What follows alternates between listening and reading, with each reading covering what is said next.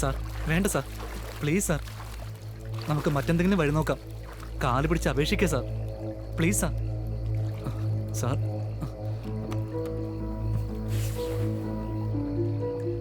ഞങ്ങളുടെ ധാന്യം നിങ്ങളുടെ പാത്രത്തിൽ എത്തിക്കാൻ കഴിഞ്ഞ ഞങ്ങൾക്ക് ഞങ്ങളുടെ ദുരിതങ്ങൾ എത്തിക്കാൻ കഴിയുന്നില്ല. ആത്മഹത്യ എന്റെ മതത്തിനെതിരാണ്.